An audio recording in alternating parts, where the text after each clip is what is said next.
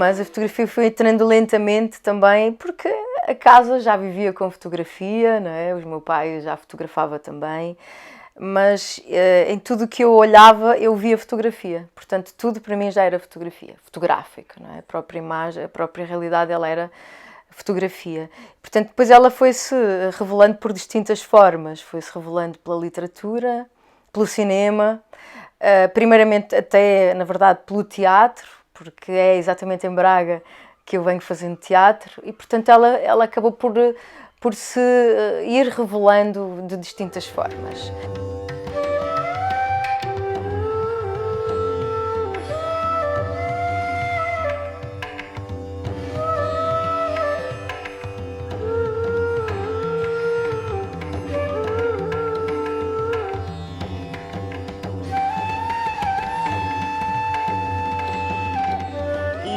Eu acho que é impossível fotografar sem também pensar ou sentir. E, portanto, este é um livro que ele defende um pouco o que é a estética da afetividade através da fotografia. E, portanto, essa defesa da estética da afetividade resume o que é um livro chamado Coração de Índio. Coração de Índio exatamente porque o que é que terá esse universo indígena? O que contará ele? Qual é a sua relação com a fotografia? Qual é a sua relação com o mundo? E, portanto, eu acho que a fotografia, de facto, é uma espécie de gesto de comunicação que resume ou que traduz o espírito poético do homem. E, portanto, este livro, ele, através quase de um álbum de família, ele reduz ou traduz esta viagem, em que é uma viagem que faço pelas nações indígenas do Nordeste do Brasil, e que conta não uma nação indígena muito longe daquilo que é a civilização, mas que é a resistência. E é a resistência nessa multiplicidade, diversidade, de relação transversal com outras linguagens. E, portanto, acima de tudo, com a pintura. E essas múltiplas camadas vêm à tona neste livro, que convoca, efetivamente, esse enigma. E é um enigma através da justaposição, é um enigma que abre e fecha algumas janelas de composição visual. E, portanto, ele recorre a alguns artefactos e também recorre a algumas técnicas para poder contar, através de uma narrativa afetiva, o que é, na verdade, uma relação com a imagem, não é? E, portanto, eu vim descobrir que, por exemplo, a questão da tatuagem que os indígenas apresentam nos seus próprios corpos já são tatuagens um pouco ocidentalizadas e, portanto, é um tribal já também em transformação. Portanto, o que é isso de ser original, não é? Portanto, essa originalidade acabou por ser, de alguma maneira, elevada aqui quando eu me proponho a fazer um trabalho colaborativo. E, portanto, eu retratar alguém só fazia sentido também que eu me visse retratada nesse mesmo processo e que eles também colocassem a sua própria arte nas fotografias que tirávamos. E, portanto, estas são imagens também coloridas pelas nações indígenas. E, portanto, é, como digo, um trabalho a dupla mão, é um trabalho feito juntamente com as comunidades por onde passei. E, portanto, claro que é fotografia documental, é fotografia que mostra um pouco um traço do real, mas que coloca também os desejos, as angústias, os medos,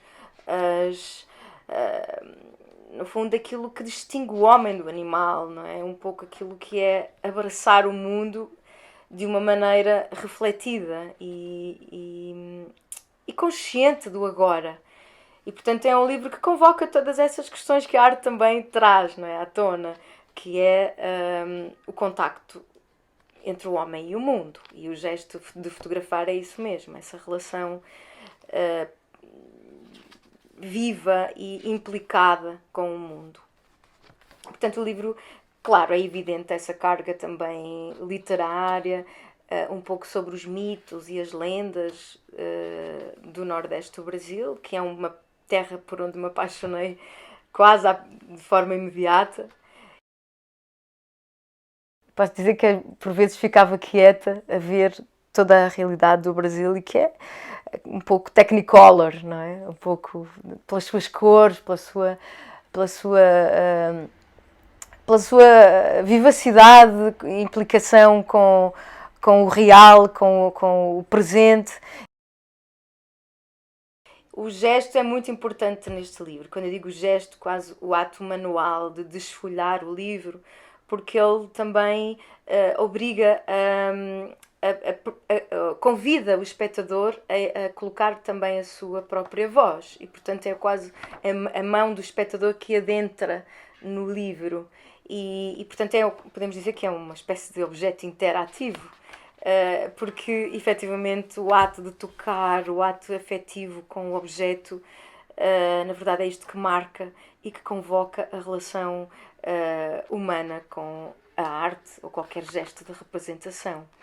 Aqui, curiosamente, tem uma espécie de pequeno microconto em que eu adentro nas casas das pessoas e venho descobrindo que há retratos de fotopintura, que era algo incomum em Portugal e, portanto, não tão vivo quanto o Nordeste do Brasil. E, portanto, é nas nações indígenas que venho encontrar que a única representação que o índio faz de si mesmo é exatamente colocado de fato e gravata. E isso para mim fez-me uma... enfim, colocou-me uma interrogação muito grande, mas que representação é esta? O que é esta maneira de se ser e de se querer parecer? E, portanto, essa mesma interrogação, ela veio depois plasmada na investigação do doutoramento e que traz também todas as questões associadas à pintura, ao ato de representação, à autorrepresentação e, portanto, mostra também aquilo que são os signos das nações indígenas. Aqui estamos a falar dos Tapebas, Genipapo Canidé, os Potiguara também. E, portanto, é impossível também não entrar na casa das pessoas sem tecer também relações de amor. Porque o ato de colocar uma fotografia numa parede é um ato de amor, é um ato de enobrecer também quem nós nos lembramos. E, portanto, é um livro que ele procura insistentemente lutar contra o esquecimento. E de múltiplas formas, inclusivamente das pessoas que vivem à margem também da sociedade ou que decidem, na verdade, viverem-se embrenhadas na natureza quanto são estas nações incríveis de extrema beleza e de extrema simplicidade de ser. E portanto, falar da fotopintura é tocar em todas essas questões também, não é? De uma maneira quase graciosa também e ternurenta, mas convocar também o laço invisível que se estabelece com aqueles que amamos e que aqueles que partem. E, portanto, falar de fotografia, falar de morte, é impossível não fazer. E, portanto, acabamos todos quase a pousar ou a constar nas paredes das casas ou então dentro de uma carteira como forma de lembrança.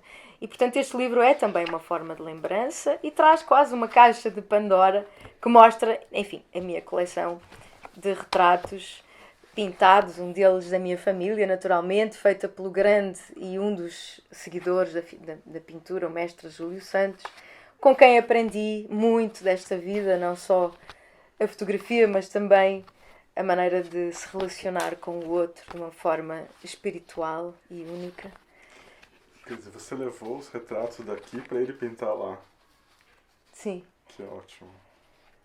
Sim, e portanto essa transição e essa passagem da fotopintura para o Brasil eu convoco-a depois em outras plataformas, não é? Claro que desde os rituais, desde o casamento, desde até a própria da infância, até a própria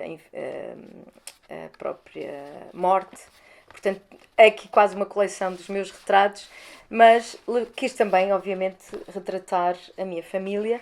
E depois este mesmo projeto de fotopintura, ele traz também o que são uma espécie de exposição ambulante, que carrego debaixo do braço e quase como um poema visual.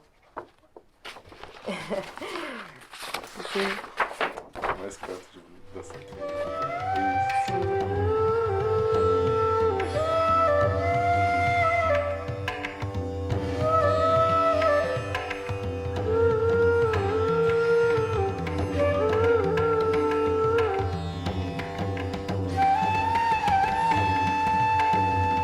que eu acho que é uma palavra que permeia muito todo o meu universo, não é? Afetividade, não só no termo carinhoso, mas também deixar-se ser afetado, não é?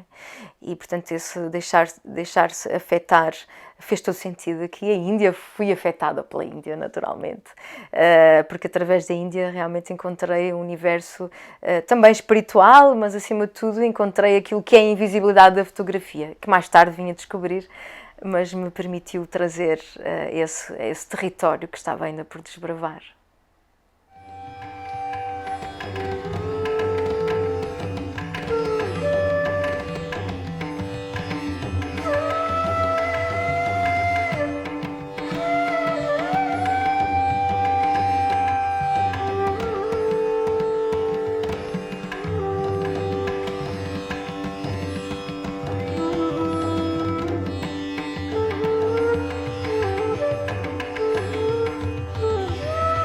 Braga, para mim, foi o universo onde eu desenvolvi tudo o que é a criação de eventos, não é? Eu estive na base do Generation aqui na cidade, não é? O início de um projeto foi fundamental e, portanto, na concepção do que é uma cidade das ideias. Braga é a cidade das ideias e, portanto, acho que é impossível não falar disso, não é? Que em todo lado que eu vou, não é?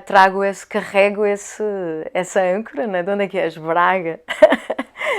Portanto, eu acho que tem lógica falar, quer dizer, tive uma experiência muito bonita com Braga, com o festival, né? Tive 10 anos na organização, todos os festivais e todas as relações se quebram e, portanto, foi uma relação que chegou a um fim e que abriu muitas outras possibilidades, não é? No ano passado fui também curadora da Bienal da China, que foi também muito importante, não é? Isto no trabalho artístico, não é? Depois, claro, nos intermédios há toda a relação com expor imagem, não é? Porque os festivais, as estruturas, as entidades artísticas, não é? São sempre lugares de pensamento, lugares de reflexão, lugares para fazer pensar o que é as questões emergentes da atualidade.